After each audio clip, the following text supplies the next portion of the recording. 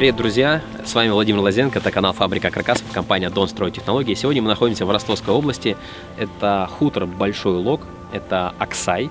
И мы приехали сегодня снять детский садик, который был построен где-то около 5 лет назад. Это быстро возводимый модульный детский сад на 80 мест, на 80 детей. То есть здесь 4 детских группы рассчитаны по 20 деток. Значит, это считается пристройка быстро возводимая к существующему корпусу. То есть корпус, он независимо отдельно стоит. Это второй корпус на 80 мест. Соответственно, получилось у этого детского садика расширить возможность по приему деток. Соответственно, этот детский садик выполнен без варочного цеха, там есть просто раздаточные буфеты, общие переодевалки, комнаты игровые, столовая и комнаты гардеробные, шкафчики, да, соответственно, с санузлами и с буфетами. По программе, по тендеру этот садик необходимо было построить за 60 дней. Собственно, в эти сроки компания-подрядчик, с кем мы взаимодействовали, это было и построено. Этот контракт можно увидеть на торговых площадках, он был отыгран, всю историю можно увидеть, это все прекрасно видно. Чтобы вы понимали, цена контракта была порядка 24 миллионов, собственно, за эти деньги он был и построен. 24 миллиона – это практически 1000 квадратных метров. 80 детей, полностью в эту цену входило полное оборудование, шкафы, мебель, детские игровые комнаты, игрушки, музыкальные центры, отопление, сигнализация, освещение, то есть все это входило в эту стоимость. То есть по факту это примерно вышло где-то 24-27 тысяч рублей за квадратный метр, полный обеспеченный садик с благоустройством и с фундаментом. Классно? Что самое интересное, если бы такой детский садик строили по капитальной технологии, по кирпичу, по бетону, ну, традиционно, да, там проходили экспертизу, то стоимость такого садика вышла где-то бы порядка 80 миллионов. Но представьте такое, 80 миллионов за тот же самое здание, которое имеет тот же самую смысловую нагрузку, функционал. То есть по факту, когда один строится садик по капитальной технологии вот такой, мы можем сделать 3. И вот тут вопрос, что важнее, обеспечить быстрее местами детишек, либо бить себя пяткой в грудь и говорить, что надо делать из кирпича. Вы знаете историю? Жаркая история. Пока мы строили этот садик, очень много родителей пытались обращаться в администрацию и говорить, где наши дети, в какой садик они будут ходить, что там за строят из гипсокартонных профилей. Они не понимали технологию, они с ней столкнулись первый раз.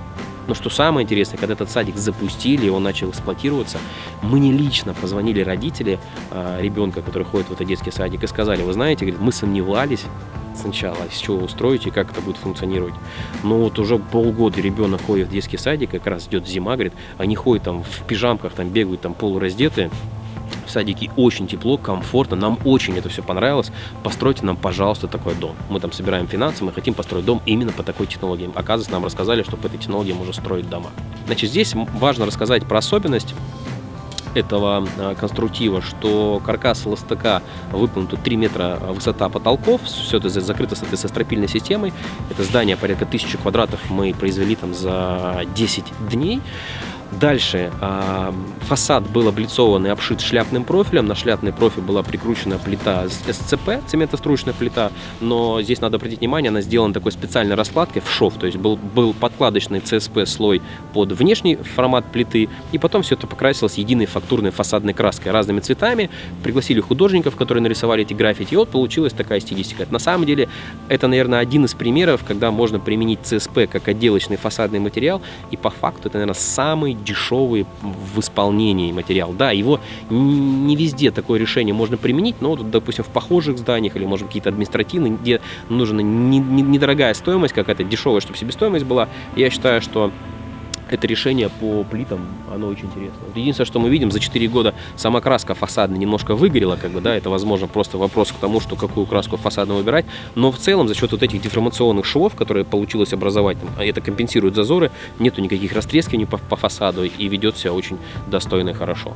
Внутри, соответственно, была сделана стяжка, все это обшито было гипсокартоном, по нормам, где было необходимо, был применен огнестойкий гипсокартон, где-то обычно влагостойкий, соответственно, этот садик полностью прошел заключение пожарной экспертизы, что он соответствует той степени огнестойкости, который должен быть. Это 2-я степень огнестойкости, есть для этого все сертификаты. Соответственно, на эти здания, когда они выполняются, то, чтобы вы понимали, это не строительство, это поставка готового комплекта здания, который собирается сухим панельным способом непосредственно на площадке.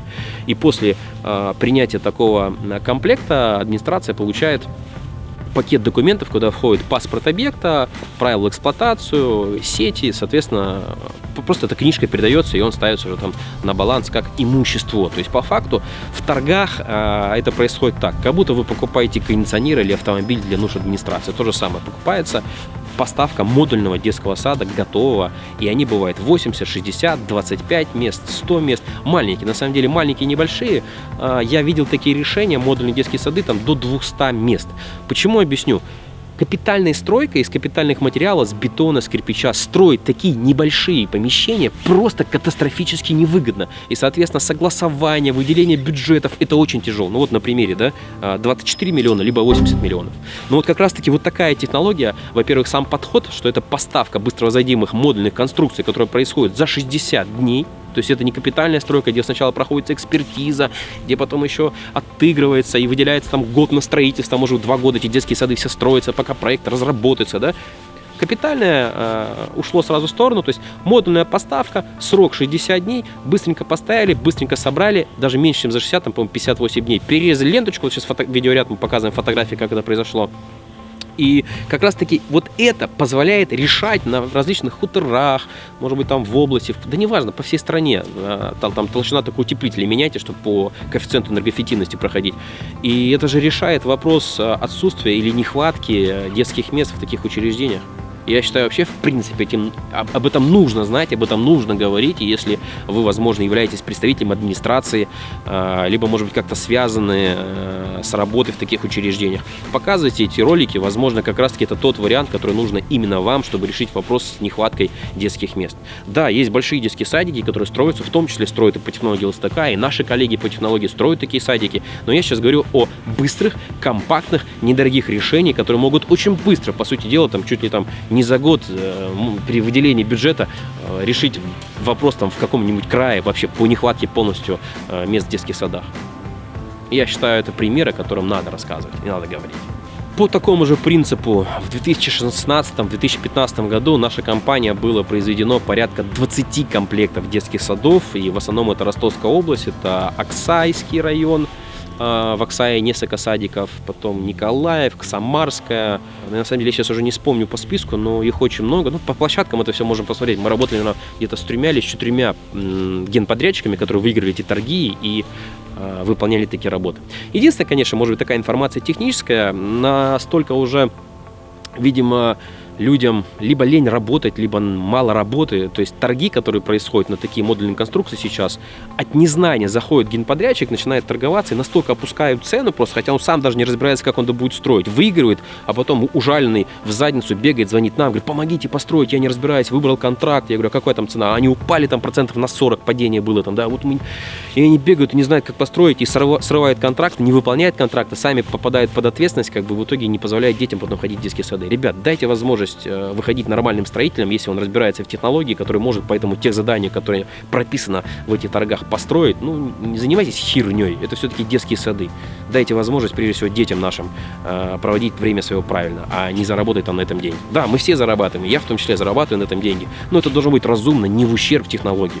А то отыграют тендер, а потом думают, как бы сэкономить, и строят он такие бараки. Я показываю, какие садики бывают, тоже построены по такой технологии, потому что те задания было заложено, но фасад там нифига не такой красивый. И вот эта компания СМУ-32 строила этот подряд дела, реально собственник компании, его заместитель, достойные люди, когда вот строят вот такие здания, и лишние деньги, которые не прописаны в тех заданиях, даже, допустим, вот в оформлении таких фасадов, вкладывают, делают, чтобы людям просто было хорошо, чтобы деткам было приятно и комфортно приходить в эти детские садики. Но это же все-таки эмоции.